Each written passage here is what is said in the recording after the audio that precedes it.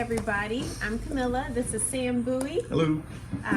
custom framer with over 20 years of experience, and we're here at Jerry's Artorama of Raleigh today, and we're doing demos of everything A to Z that you can do with your frames at home. So Sam is showing us how to take ready-made frames and get custom framing results. If you haven't seen our other episodes, he's already showed us how to select a frame, choose your glass, choose and cut mats, and now we're getting into the nitty-gritty of it, how to start putting things together and how to do so in a way that's archival, which means that it's going to last for years to come. You don't have to worry about your art fading or being damaged by the techniques that you use. So Sam, take it away. Thank you, Camilla. Yep. All right, so we're going to talk about a little preservation, and that one of the first things that falls into that is glass, which I've already had a glass discussion.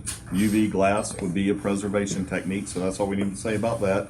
Now it's talking about mounting your artwork in an archival and preservation manner. So we have several ways of mounting, and there are probably a dozen different ways you can mount. There's sink mounts, T-hinge mounts, mounting strips. There's all kinds of ways to do it.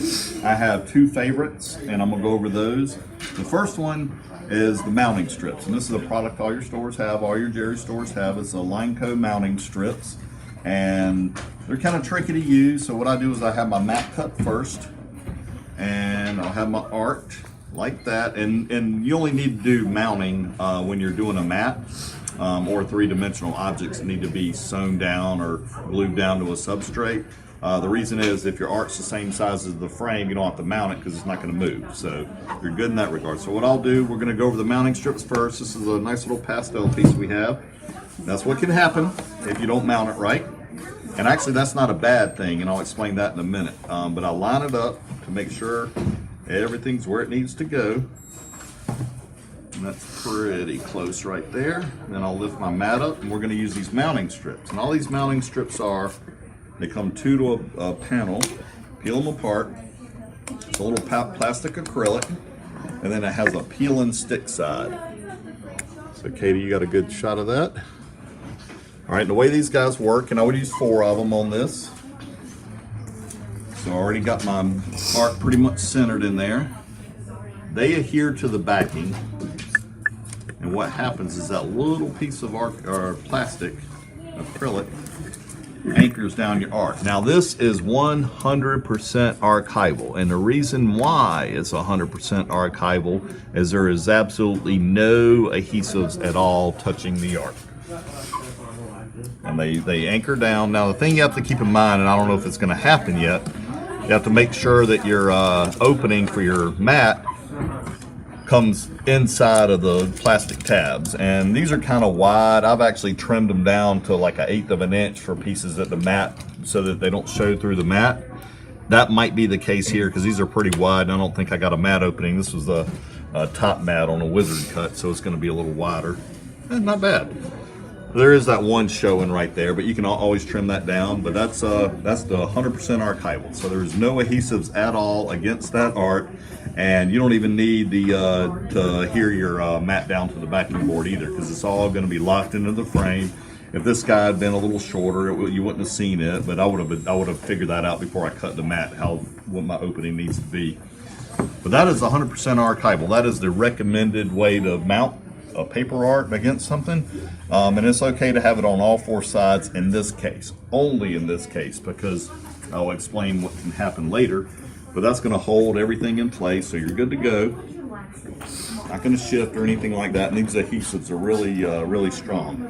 But I would recommend, if you want to do this, just get you a box of Lineco strips, and there are 60 of these strips in there, so you can do plenty. And I've actually crop them a little bit down if I don't need such a wide piece, or if it's a smaller one.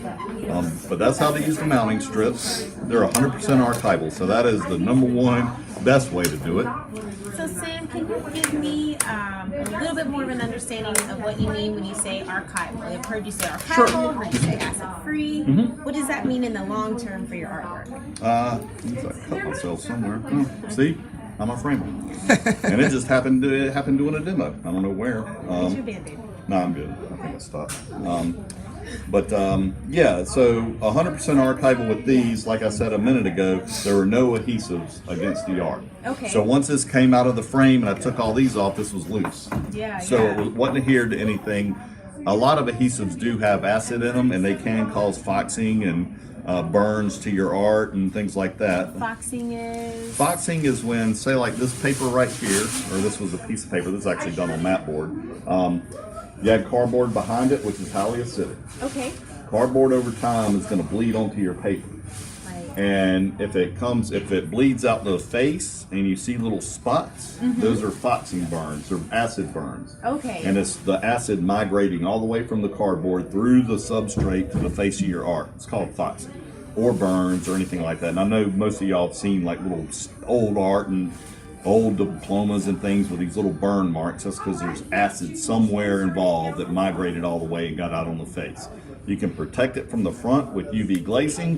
You can protect it from the back with acid-free mat board or foam board, which is this, and your acid-free mat board, which is this, essentially, because any overlap is non-acidic. So that's another part of your question, Camilla, is that's a buffered acid-free part of the mat board. Gotcha. So it doesn't have any acids in there, and it will be touching your art, but there's no acids. Right. And your art with the mounting strips is not adhered to anything, it's just anchored down. So that is what 100% preservation and archival is. Okay, awesome. Yeah. So you just made that really easy for us. And for those of you watching at your local Jerry's Artorama, your framers, your custom framers can answer a lot of these same questions for you, hopefully with less cuts.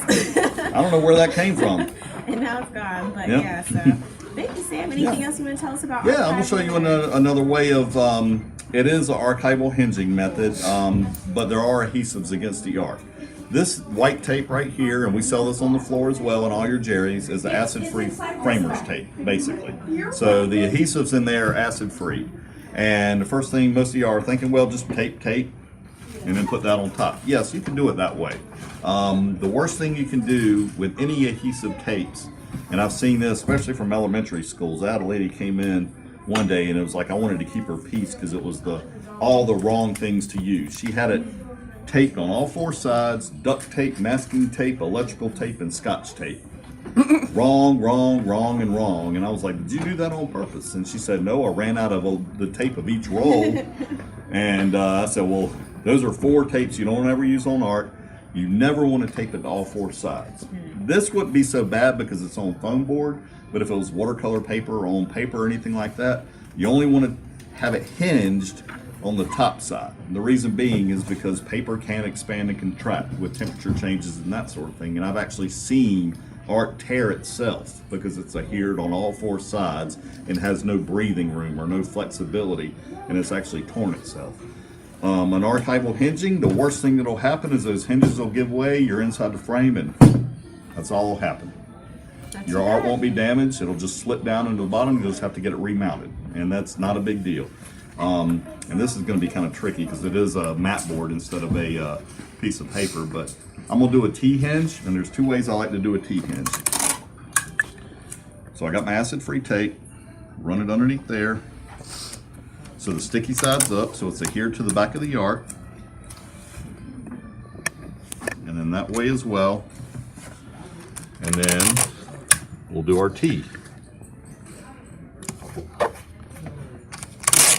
This is really, really easy.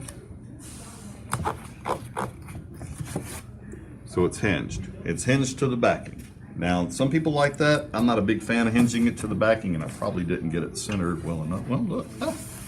Sometimes I do things right. It's a natural. And so it just, that'll stay right there. The worst thing that'll happen is that adhesive, that little T-hinge will free up, and that'll just drop down behind the mat a few inches to the bottom of the frame, and you'll just have to get it rehinged.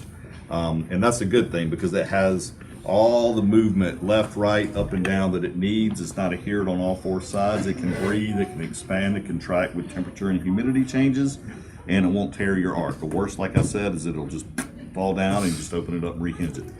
Now that's hinged to the backing. Now, if it's hinged to the backing and you have a little play in your frame and your mat goes like that, it's going to be crooked. You're going to see it, and you're not going to have a lot of play. So I prefer, and I've heard conflicting opinions that you shouldn't do this, but I've never had a problem in all of my years, and I've talked to several framers that do it as well. I hinge it to the mat. So I'll do the same T-hinge like this, like this. Then I'll get my mat board and lay it on top. This might be a little difficult because it's not flush, but so I got it that way. And make sure that that's all down. Then I come in and put my supportive T, or my anchor. And by anchoring it to the mat, so that's all good to go. Same principle, but it's against the mat. If that mat moves around, the art's gonna go with it. So it always looks square. You shouldn't have that much room. If you got enough room for it to do this, then your frame's too big. So your frame should only have, all frames, like this is 16 by 20. A frame that says 16 by 20 on the floor is 16 1/4 by 20 1/4. That gives you an 1/8 of an inch of leeway, so you're not forcing everything into it, and it adds a little play, a little breathing room. So it can move around a little bit, but that is my preferred method to do a T-hinge with acid-free tape. And again, the worst thing that could happen is it could come free off of the bat and just fall down, and you just rehinge it. But those are two types, or several more. I mean, there's probably 30 more, to be honest with you, but that is just for basic framing pastel. And doing the preservation, the mounting on that, we would have our UV glass here. If you wanted to go full bore, we put the rabbit guard around the frame. That's an aluminum line coat product, same company as this. And what that does is it keeps the acids from the wood of the frame migrating onto your backing board, your mat board, and eventually could get into your art. So that's a rabbit guard. Museum glass rabbit guard, these hinging techniques, that's 100% archival. And the mounting strips are the best way to go, but for all intent and purposes, this works as well. Just want to reestablish what a rabbit is, if you don't mind pointing that out for our viewers. Rabbit are furry little animals that bounce around in the woods and have big ears. Frame rabbits, spelled a different way, R-A-B-B-E-T, are the area that your art goes in. This is a rabbit lip, or the rabbit whip. And that edge, lip, or whatever you want to call it, it's usually about 1/4 of an inch or 3/8 of an inch. The rabbit depth is from the back of the rabbit lip to the back of the frame. And the rabbit depth dictates how thick your art can be, your canvas or your dimensional object. There's plenty of room in this frame right here for triple mats, UV glass, spacers, no mats, paper art, acid-free backing. You could probably even get away with a 3/4 inch canvas, although it might stick out a little bit. And because that's a narrow frame, if it sticks out, you're probably going to see it against the wall. If it was a wide frame like the plein air frames that we talked about, they are a 1/2 inch rabbit depth. You put a 3/4 inch canvas in there, offset clips, you're fine because the frame's 3 inches wide. You wouldn't be able to see it anyway.